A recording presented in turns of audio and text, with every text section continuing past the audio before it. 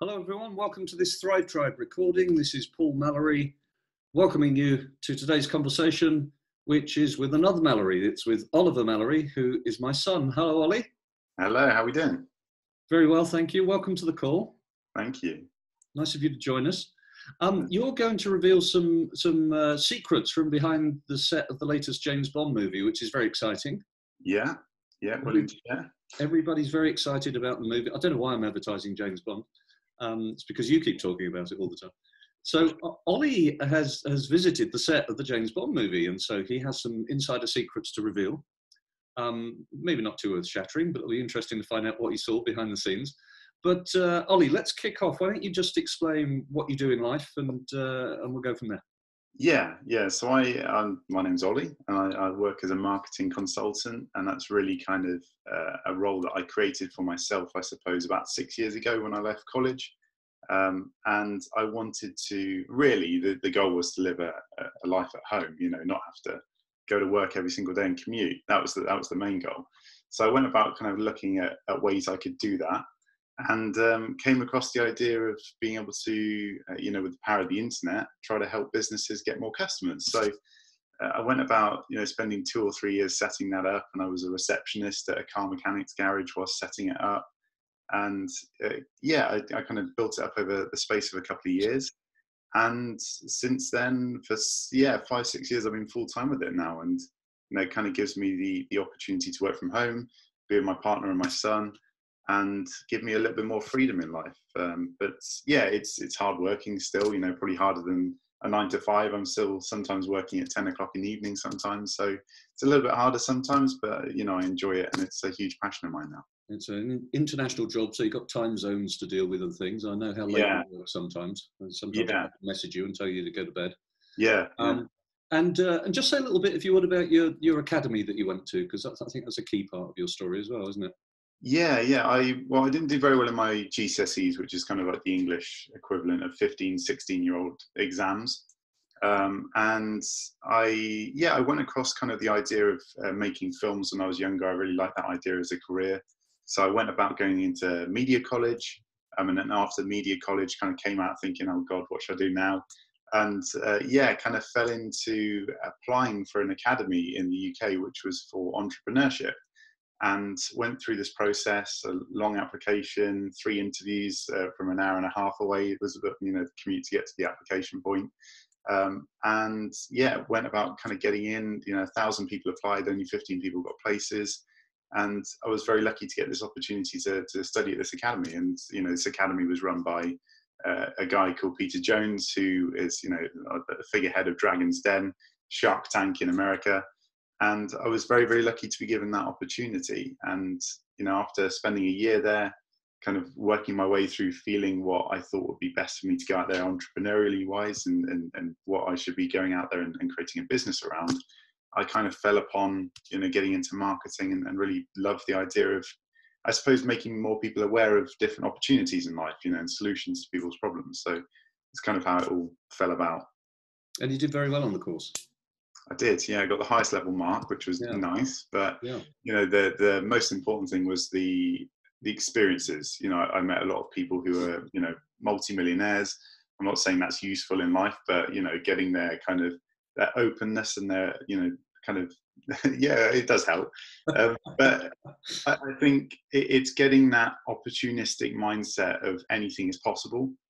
That was what really opened the doors for me, is that these guys can take an idea, or they can see an idea, and they can think it's going to work before it's even worked, before they've even made it viable. So that gave me a massive boost in confidence, more than the grades. So straight away, what people will be getting from this conversation, I would imagine, Ollie, is that not everybody fits into the sort of traditional education system and does well with GCSEs and goes on to university and all those things, a sort of traditional route, which is becoming, certainly in the UK, I don't know about other countries, but in the UK it's becoming more and more kind of expected that people will do well academically and that they will go to university. I also didn't go to university. I did business studies on a tech college, and then management studies after that, and got into business. So straight away, people will be getting an idea of you that you don't quite fit that regular sort of pattern, that regular mold. I know this is true of quite a lot of the more famous entrepreneurs. When you see their stories, famously the Richard Bransons and so on, aren't necessarily great academically. Yeah. Winston Churchill as well. I was watching a movie of his life story the other day. He God knows how he passed his exams. I think he had a friend in academia who helped him through. So not everybody fits that mold, and I think that leads us on to the gist of the story today, which is really about this James Bond thing. You've already mentioned that you early on had sort of dreams and ambitions to get into filmmaking and so on, and we'll maybe return to that later, because one of the things I want to draw on from this, we're using this as an analogy today, or a metaphor, to get people to think about their dreams and being more spontaneous and acting on impulse, but not in a reckless way. And so just tell us a little bit of the story of how you ended up in Italy. Well, it's a funny story. So I saw that some massive James Bond fan, have been since very early days. I can't even remember what the first Bond film was that I watched, but I've always just loved the franchise. It was almost certainly the best James Bond movie ever made, which is the one starring George Lazenby. Yeah, most likely, yeah. Yeah, because I probably would have showed you that quite early on. Well, yeah, but I think probably the earliest memory that I have was collecting the VHSs, and they had the 20, I can't remember how many we were up to at that point, probably 20, but they had the 1, 2, the 3, the 4, and the 5, and it's all about getting the collection. Every single week I tried to get more money together so I could buy the next one. Good marketing, isn't it? It's great marketing, yeah. But yeah, I think that was my earliest memory of just loving it, was going out there and getting the new one, even though it wasn't new, and I just fell in love with the stories and the action behind it. But yeah, I mean, in terms of actually kind of seeing it and having the idea or the brainwave that maybe this could be possible, was that all of these films are shot in studios, and they're very, kind of kept behind closed doors. Everything's a secret. And they said they were shooting in a beautiful town called Matera in Italy. And I just thought, that gives me an opportunity. I've never had this kind of opportunity before, where Maybe being able to plan ahead. I had kind of 6 months to plan that this could be possible. And yeah, I just thought it's, why not? Why not just pick this up on a website or something? Did you? They released it. They announced where they were shooting. Yeah. And they said they were shooting in Jamaica, which is quite broad. It's quite hard to figure out where they're going to be shooting there. They said Pinewood, which is the studios that they shoot in. Yeah. And they said Matera in Italy. And I thought, that just sounds a bit weird, just a random place. Sounds quite specific. Yeah. Well, it felt a little bit more specific than Jamaica. So I decided to have a look at it. And it was a beautiful kind of, I can't remember that, how old the city goes, but it's, very old. It's got a lot of tradition and a lot of memories from kind of past lives that have been on Earth. So it was quite an amazing place to go to. So I thought, if anything, if I don't see any of the filming happen, I can get a nice trip and hopefully see some things whilst still working on my laptop. So I've got that benefit of doing that. Let me just pause you there. At what point in the process did the idea first occur to you that I might go there? I think you read about it, or after? Yeah, I think it's because I've always wanted to do it. I've always loved the thought. If someone said it's going to cost you this much to be on a James Bond film set, I would have paid it. I would have just, even if it's like £5,000 for a day, I would have found the money and I would have just bought it just for the experience. And it's not out of career; it's out of just the love for kind of doing that thing. But I think, when I heard Matera specifically, did the Google research. The only issue I had at the time was I didn't know when they were filming. So it was almost a guess of, when I could maybe book it. And it wasn't until September. So I found out, I think it was February or March time. So I still had a good 6-7 months in order to kind of learn when it would be. And then I think they released the dates of when they were, no, I tell you what it was. The city of Matera's kind of council told all of the local businesses, because they have to know, they have to know when they're going to close a road off, or, they have to get things ready, get permission. And yeah, as soon as I saw that, it said September the 6th to the 13th, we need this road. So I was like, right, that's it. At least I know where they're going to be filming, like what the location's going to be. And straight away I went on, and got my laptop ready to book the flight. And then I just had a massive kind of wave of, you shouldn't be doing this, or it just feels wrong. It's like, I've got my partner, I've got my son, I should be thinking about them and, you know, making sure they're secure here. And it took a lot of time of talking to my partner to do it. You know, a lot of, you know, she knows how much I love James Bond. She knew like my passion for doing it. And I said, you know, there's this opportunity to go there. And then it's like, oh, but it's going to be £1,000. Is, you know, we're going on holiday in April next year and it's going to be expensive. But she said this line to me, and I remember it very, very clearly. She said, you know, would you be willing to pay £1,000 to spend a week on a James Bond set? And I said, of course. You know, that just she's good with one-liners like that. So she said that to me, and it was instantly like, you're right. You know, I would kick myself next year if the film comes out and I thought, oh, I could have gone to go and see them filming that shot or whatever it would be, because it plays quite a big part in the film. Yeah. And yeah, I just went about and thought, you know, why not? Why not? What's stopping me? You know, my partner's got my son. If it was her wanting, because she loves netball, if she was wanting to go and do a netball camp for a week, you know, of course I'd make the arrangements to make it work. And that I suppose that's what a good relationship is. But yeah, it was just the kind of willingness to know that I can do it. You know, why am I trying to talk myself out of it? Which I think is, you know, a big thing for everyone. Yeah, that's really what fascinated me about this story, in terms of using it as an analogy for the wider thing about thriving, about living our dreams and having a more meaningful experience of life, which is what I consider thriving to really be, the nub of it. Yeah. And so when I heard this story of you going to Italy, you know, it just struck me as such a great example. I mean, people could argue it's a small example. For other people, it may seem a massive example. Yeah. And that's all in the eye of the beholder, really. Yeah. But more importantly to me, Ollie, because it might have been something which was free and didn't cost any money, and you might still have decided not to do it because it's too frivolous, or you might look stupid or look foolish or whatever. Yeah. I think all the same process and arguments apply to any of our dreams or any of our aspirations. And so it really fascinates me, the steps that you went through, because I so recognize them in terms of other things, you know, that I've done or not done, chosen to do or not do, and the reasons for that. Yeah. And we were chatting just before we came on the call about an Alan Watts book I've just been reading on Zen Buddhism, where he's talking about, you know, what in Japan they call the Tao, which is the way of things, the nature of things, the flow of things. And how, I love that idea of going with nature rather than trying to be against it and pushing water uphill and everything being a struggle in life. It shouldn't be. It should feel easy. It should feel natural. But we do still have these moments where we think, but am I going with nature if I go off to Italy, or am I actually forcing the issue? Am I convincing myself? Yeah. It ties together with another bit of research I was reading about the other day about post-decision rationalization.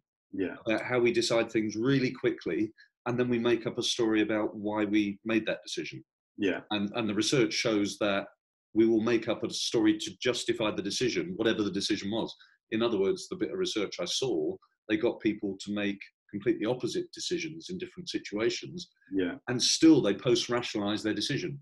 Yeah. So they were arguing against their previous position and saying, no, that's not right. This is right now, because that's what I decided, you know, you take my point. So it's a fascinating thing about whether we are just going with it or whether we're subverting it and making life difficult, but then how do you have meaning in life if you just sit still and do nothing? Yeah. These are all fine balances. And so as the Zen book was saying, and as I believe, you know, a lot of intuition and feeling comes into this, because the rationalization tends to be post-rationalization after the event. A lot of what goes into this is it actually the right thing for me to do or not? Yeah. I don't think that's often a rational decision. It's more of an intuitive feeling. Yeah. But at the same time, we don't want to be reckless or do anything dangerous or overly dangerous. Yeah. So if you want to do base jumping, if that's your choice, fine. You know, I shan't be doing it. It's a little bit reckless. Yeah. You know, but for others, that's their thing. Yeah. So going back to, so you had this idea, and people watching, you know, just think about any dream you've had or any situation where you thought, oh, I'd love to do whatever. And then what kicks in is the reasons why we shouldn't. Yes. Yeah. Doesn't it? There's an emotion there, isn't there?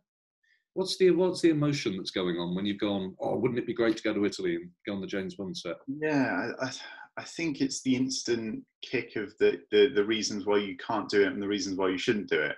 You know, I'm saving for that new car, or I'm saving for that new house. And I think you've got to rewire it in your head as you know, even if it's a career or it's always a career choice that I went to that film set. You know, if I go to that film set and I spend 2 weeks learning how to manage a film set, or how they take certain shots and how they light certain ways, you know, I could be paying £1,000 for a lot of great information I can use as credibility to a small independent film, you know, and I could go and take a job on that. Or if it's just an experience, you know, I've spent £1,000 and I'm not going to care about on my deathbed whether I spent £1,000 on it. I'm going to, you know, feel great about doing it.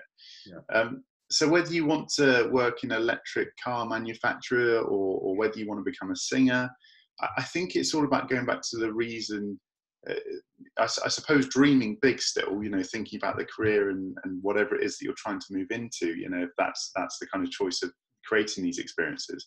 But if you're wanting to be a singer, you should be thinking about all the reasons why you can get into the first place. You know, I know a lot of people just start putting things on YouTube, but how about paying, you know, £500 to be behind the scenes with someone working on their new music video, or working with them in a songwriting environment and donating the money to their charity? You know, who knows how you can create these opportunities. But I think another thing I would say to people is that a lot of these ideas and a lot of the things that I created within this opportunity was also from sending emails and Facebook messages to people of just saying, do you know any information about this? Or do you know any, you know, details about where they're filming or anything like that? And actually most people got back to me and were really nice about it, you know. And I think for people who are trying to get into a certain thing, or whether it's an experience that they're trying to create, you can do it and you can reach people like you've never been able to before. You know, we never had this opportunity 50 years ago to just, you know, I can go to LinkedIn and find out who the production manager is on a James Bond set, and I can message her. Yeah, whether she'll reply is going to be a different story. But if you do that to 50 people on the crew, you might get one person that gets back to you. You know, they might not tell you exactly what's going on, but, you know, it might create an opportunity. Who knows? And I think that's what's fascinating about what you just said, Ollie, to me is that all of the, because this is a bit like, you know, is this something I should do, or is this something I shouldn't do? That's what we're faced with any dream, any aspiration, any career goal, any romantic issue, marriage or not marriage. You know, what should I do? What's the right thing to do? We'd all love to have a book of answers. We can just, the book's in the corner, I'll just go and check. Oh yeah, it says go to Italy, right, I should go to Italy. And in days gone by, they probably would have had such a book, but we no longer do. So everybody's wrestling for that guidance on what's the right thing to do. And what's really fascinating to me about what you just said is there were different beliefs around it, around whether it's a good thing to do or a bad thing to do, why it's a good thing to do, or why it might be a bad thing to do. It takes me back a little bit to the stuff Tony Robbins talks about beliefs, where he describes a belief as a tabletop with 4 legs. And the 4 legs are the 4 bits of supporting evidence for the belief. And if you want to change a belief, just knock the legs away one by one by saying, but is that really true? That bit of evidence? And is there any contrary evidence to that? And it seems to me that was what was the process you were going through there. That's knocking down a belief and then building a new one by putting 4 new legs under the table. And what was really fascinating, what you said, I thought, was your internal dialogue was all about knocking out the legs from under the table and saying, this is ridiculous, I shouldn't be going.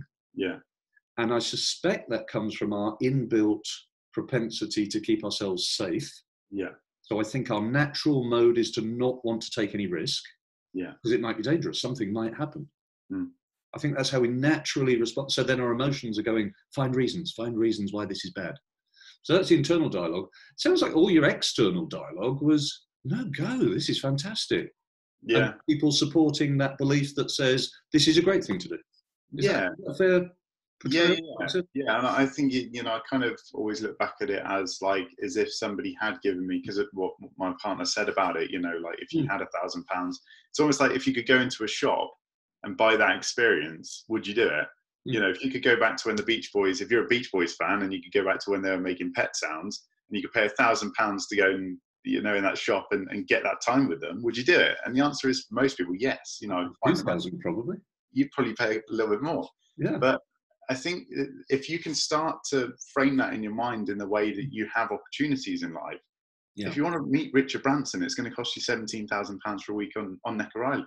If you want it enough, save up for it. You know, it might take 4 years, 5 years, but if it means that much to. We're using the money here, but that's an analogy as well, because that with that money you could replace that with the effort to become fit or become a fast runner, or changing your nutritional pattern because you want to change your body shape, or any of these things. It's not all about money, is it? But the same principle applies, that it requires a bit of effort. So the question is, do I want to put that much effort into getting this?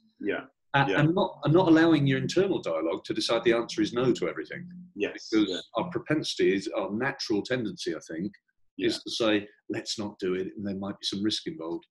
And I'm feeling bad about it because I'm taking food out of the mouth of my baby to travel to Italy, for example.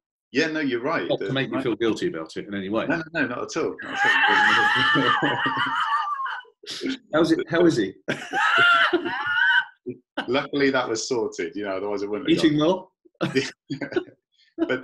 I think that, like you said then, the money is the second objection. I think the first objection is, can I create the opportunity from the effort I'm putting into it? So what are you going to do with that time anyway? Are you going to be watching House of Cards for 2 hours? And if you are, is it more important for you to get a meaningful experience of life, which is what this is probably all about? Is the experience of going out there and being able to spend time on what you love better than sinking into something that you don't really care about just to catch up with what Kevin Spacey's doing? And then the other one, and who knows? But the other one, you must... Actually, we don't want to go into what Kevin Spacey's doing properly. The other one you must have gone through as well is, immediately we think, but what will other people say? Will other people think I'm frittering away money that would be better spent on my son's education or food or shoes? Or because we do that to ourselves as well, don't we? We find lots of ways, I think, to tear down our dreams. And I read a great quote about this the other day, which was that as children, we have dreams. Stephen Covey called them big, audacious dreams. There's no limit. We just, wow, I want to try everything. And as we become adults, we have ambitions, which is like, I'd quite like to go from 50,000 a year to 60,000 a year. So that's not a dream anymore. That's like, a little bit more would be nice. It turns from dreams to ambitions. And I don't know why that is, other than cynicism and the idea of keeping safe comes in. But too much, I think. Now, at the same time, as we were saying before the call, at the same time, we don't want to be acting recklessly. So there's a fine balance to be struck here, I think, between saying, yes, let's go after this dream, but also saying, but what are the consequences of that? It's a bit like you were just saying, actually, it's the investment you put into it, and what will I then not be investing in, and am I happy with that? So there's a bit of rationality needs to come in. As always with these things, I think it's quite holistic. It's body, soul, and mind. It's using all of these tools all at the same time, but not allowing the mind to rule, because the mind is the bit saying, don't do it, it's dangerous, it's expensive, people will talk about you. That's the mind, right? Your soul is saying, oh, I want to go to Italy and see James Bond. And if we take all those things out of the equation, like if money wasn't an issue ever, if I was a multi-millionaire and I didn't care what I did with the money, I didn't have a son, I didn't have a partner, I didn't have much rent to pay, I'd be like, yeah, of course, let's just go. But I think that's not real. The real kind of idea is that you've got things to think about, like you said, other people's opinions on what you're doing. But everybody was all right with it, because I think that the passion drove through. I think if you can kind of get that across to people on, if you're just doing something just to do it, I don't feel that makes sense. I think it makes more sense if you're doing it with the reasoning of, it feels right and it feels like I should be doing this with my time. If my son looks back at this in 30 years time or 20 years time, whatever, will he be going, wow, that inspires me to do the same thing? At 13, 14, 15, 10 years earlier. And I think that's the idea that most people, when you talk about dreams and goals, I think actually what people want to do is inspire other people to do the same, just say yes to stuff and be a yes man. You've also reminded me of the other Stephen Covey thing, which I think is very useful. I'm going to do a separate video on this subject. Stephen Covey, who, by the way, is the author of 7 Habits of Highly Effective People, which is a fantastic book for people who haven't read it. I strongly recommend it. He talks about time management, which is really time leadership, which is really actually not about to-do lists. It's actually about how do you want to spend the time you have in your life, which is like the only important question, really. How do you want to spend your time here, right? It's a limited period. And he draws the distinction there between things that are urgent and things that are important. And I think what we're getting to the nub of in this conversation is the difficult question, the most difficult question for people to answer usually is, what is most important to you in life? Yeah. And I think one of the reasons it's a difficult question, Ollie, is people tend to respond with how they think people would like us to answer that question. Yes. Yeah. I think the morals come in. Yeah. So you're going to say your children, your partner, your home, your family, because there's this is a Cialdini principle of influence thing as well. I think there's a huge pressure on us to conform to the social norms that we live in. So we impose on ourselves an expectation of what we should say is most important to us. Does that make sense? Yeah. And that's where our dreams get lost, I think, because clearly this thing that you did was important to you, right? And why should we deny that? And what's wrong with that? I think it's bloody fantastic. I think everyone should do this kind of thing. Yeah. We should all be a bit more frivolous, a bit more spontaneous, not reckless. Yeah. But we should all have a bit more of that in our lives. That's where the meaning comes from, you know? And so I think in deciding what's important for us in our lives, we have to be careful not just to trot out the expected answer that makes us feel safe, kind of dissatisfied. Yeah. It's a huge issue. I mean, everybody around you, if you look around you, you can't say everybody's happy with what they do. And even if it is, it's not necessarily about what they do, it's about what they're experiencing. Because if somebody who's just gone and done something that they love and they're completely passionate about that one thing and they've done it for a week, you're going to see that shine of light come through them for the next few months. You know, it's not going to end as soon as they stop. It's going to be like, you know, I've just done this thing and it was amazing. I think I was on a high for about 3 or 4 months after I'd done that, just so excited, just to not only see the end result, but just the fact that I'd gone and done it. You know, I felt great. Yeah. And it shines across your life. It shines across your relationships. You're happier. You feel blessed that you had the opportunity to do it. It doesn't matter what it is that, you know, gives you that kick. But I think if you can do more of it, even if it's 2 or 3 times a year, you just feel great about it. Now, to go to the other extreme, because I've just been pushing people to take more risks, be more spontaneous, do more things that make them feel good. To go to the other extreme, you could have drawn £5,000 out of the bank and put it on a horse down at the bookies, which would have given you a big burst of adrenaline, and it probably would have been highly pleasurable for at least 5 minutes until the race was over. And then it probably would have been less pleasurable afterwards. And we're not talking about that, you know, because how is that in any way important in your life? Right. So this is the analysis that has to be done. This is the rationalizing that goes with the feeling of, is this an important thing in my life or not? So don't rule things out because they seem too frivolous. You've got to interrogate that a bit and say, but if it's important to me, it's something that matters. And it doesn't matter what anybody else thinks about it. And at the same time ask, am I doing this just for an adrenaline boost? And is that a good use of my 5,000 quid? And I would suggest to everybody watching, putting it on a horse may not be the optimum choice. Depending on the horse. And even if it's not that, if it's horse racing that you love, you know, find a way to get experience within that. You know, go and maybe you could use that example of using that money and paying AP McCoy to spend a day around him. You know, just like having that experience of being around that kind of person. Offer to become a stunt rider in Italy behind the scenes. So come on, you've got to tell us the secrets behind the scenes now. I've been waiting all this time. Okay. What did you see? Is Daniel Craig tall or short? He's short. Yeah. Well, I mean, compared to me, I'm 6'4", so. But everybody's short. What was funny is that his stuntmen were taller, but I don't know how they do that in post-production. They just, I suppose, on shoes. Yeah, knock him down a little bit. But I think, when I was there, I think the biggest thing I got out of it was how long people behind the scenes actually do to put into the film. You know, you think Daniel Craig's there the whole time, you know, spending his whole time on this film shoot. But in reality, the first time that I went out to Matera, because I went out twice, the first week was all second unit, which is basically all of the people that get the shots that don't necessarily need Daniel Craig in it. And there's a lot, you know, if you look at the whole scene setup, it can be stuntmen, it can be people just doing like the odd shot in the car. And it's spent ages, they spent 8 hours on one shot just going around a loop. And you just think, how do these guys do it?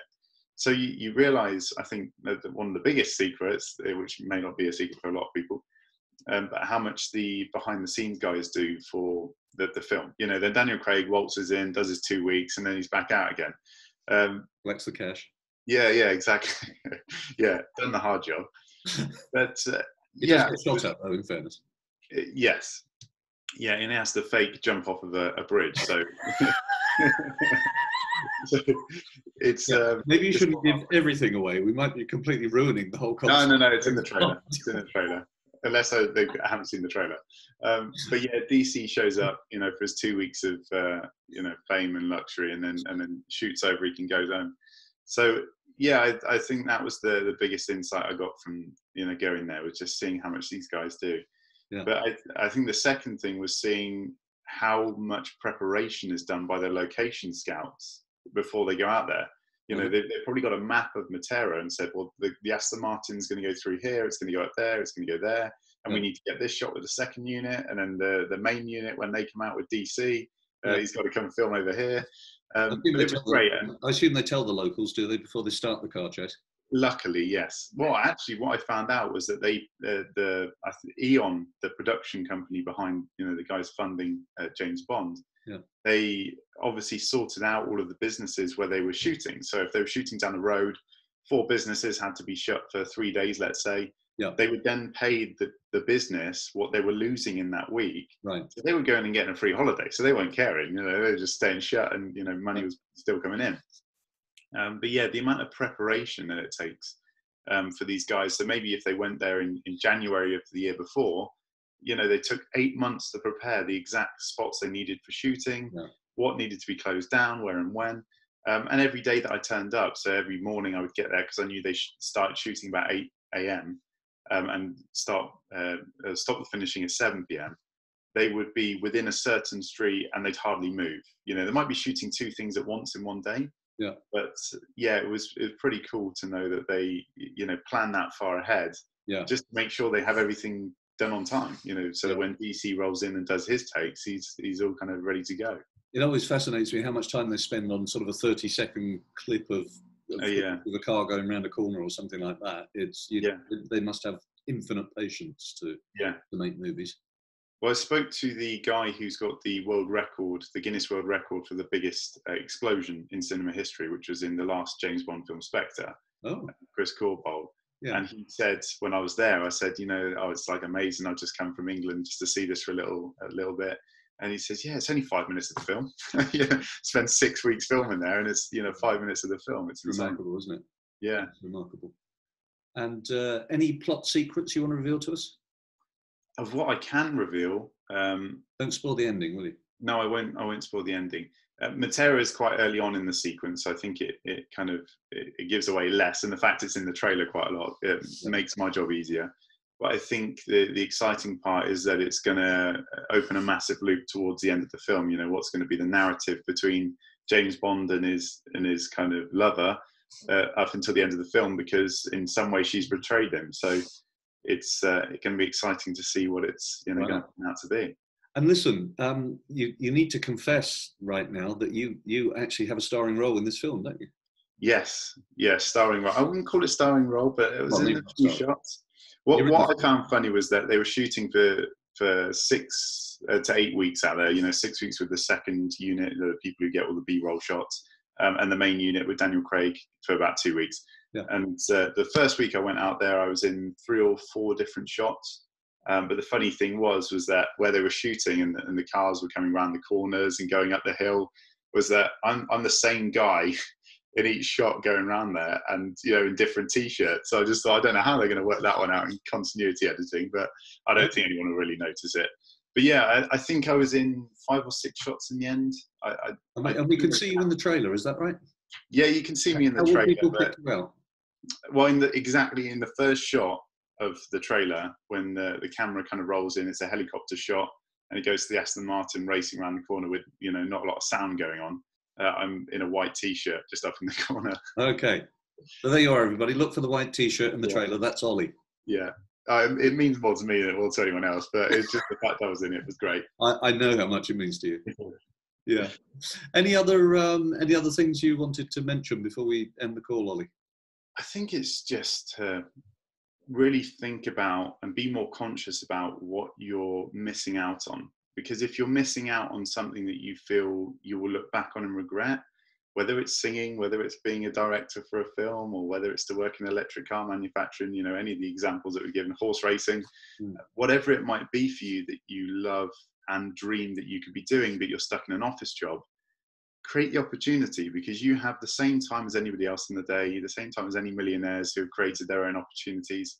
You can email people, you can LinkedIn people, you can get on the phone with anybody if you call people up, and you can create opportunities from nothing. And whether it does cost you money or whether it doesn't, you can spend a lot of your time creating these opportunities. And even if you're only doing it for a few days of the year, the impact it will have on your life, your relationships, your happiness will go up, just for wanting to find more and have a more meaningful experience of your year. So Beautiful. yeah, that would be the idea. Yeah, and the point I'd like to just reinforce for people at the end here is sometimes there are people saying to us reasons why we shouldn't do things, or they're putting us down for for our dreams or our ambitions or whatever. I would like to suggest to people more often and more powerfully, it's us telling ourselves we can't do things. It's nobody else. And quite often we're projecting that onto other people. We're saying, yeah, but my mum wouldn't like it, or my dad thinks it's rubbish. And we're creating ideas for them to impose on us. Yeah. So often I think we're doing this in our heads. And if we realize that, if we recognize it, because I think it's very natural to do it for the reasons we said earlier, to keep us safe and avoid risk and avoid being reckless and all those things. But if we're aware that we're doing it, we can pause for a moment and say, okay, but is all of that true? Or is there a more positive spin I can put on this? And what, as you rightly say, what is the opportunity in this? Yeah. What might I get from this? How might this help me? And with this experience stuff, quite often, what we get out of it isn't something tangible. It isn't, we don't get a job offer, or you didn't get asked to be the next James Bond, unfortunately. Good try.